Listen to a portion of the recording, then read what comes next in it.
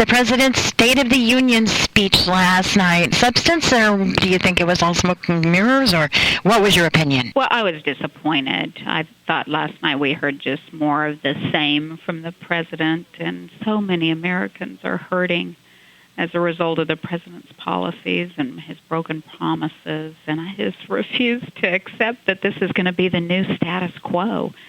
I wish that he had brought people together rather than continuing this partisan divide that just divides our country. And I was concerned in particular about his plans to go around Congress. You know, he says he's got a pen just to sign executive orders, and he's got a phone. He's just going to call outside groups in to support his agenda.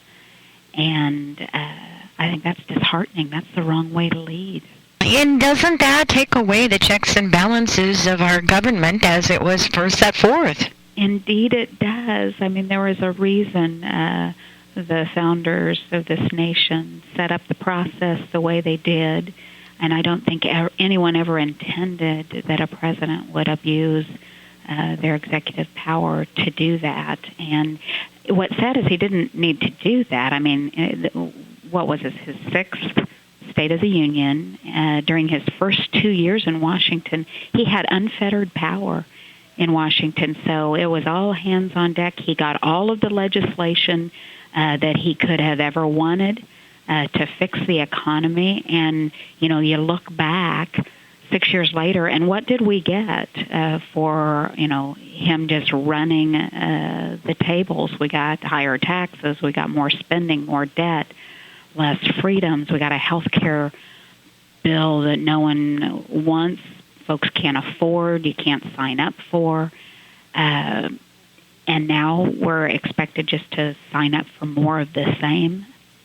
It's kind of a scary thought. Well, I'm concerned for our country. And, you know, I think we have a positive alternative, a better way, if you will, that we are talking about here in the House, an agenda that actually changes the trajectory of the economy and gets people back to work, gets the economy moving, puts more money in people's pockets. And so it's going to be up to us this year to draw a clear distinction between not just what we're against, because I think we've made that clear. We think the President has the right goals in mind. His roadmap to get there is flawed. But what our roadmap looks like and what we want to do when it comes to health care, what we want to do as it relates to energy, what we want to do with the tax code. And again, I think the American people deserve better. We've got a better way, and now it's time for us to get to work and draw that distinction.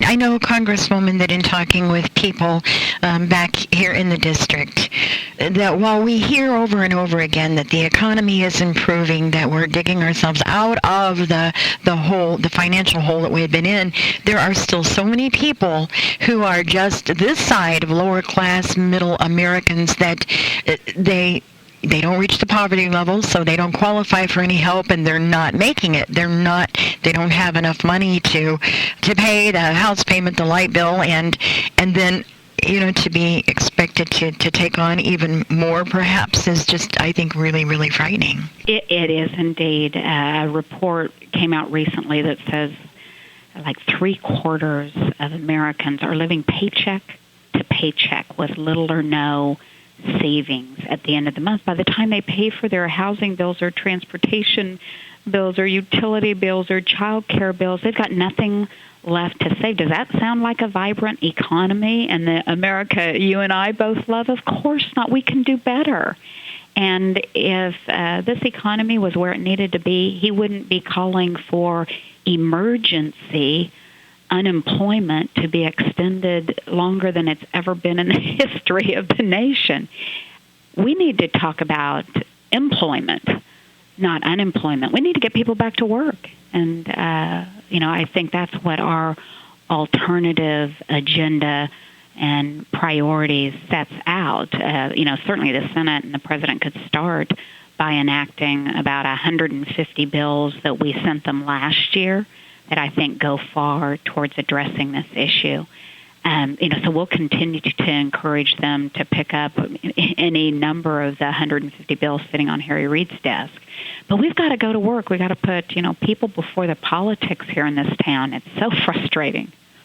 So I would think it would be a fair statement to say that you say it's time to stop talking and to actually put some action into play. I couldn't agree more. It is time to just stop talking about it. We've got to get to work. And, I think we've demonstrated an ability to work with the President when he actually sits down to the table with us.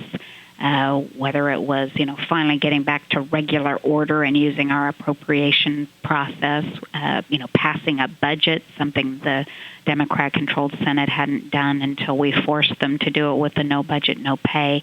We can, find the common ground. We can move this nation forward, but we need him to not focus on going around Congress, but come on up and visit with us. And when we sit down and put our mind to it, there is some common ground here we can find. Congresswoman, thank you so much. You bet. You have a great day.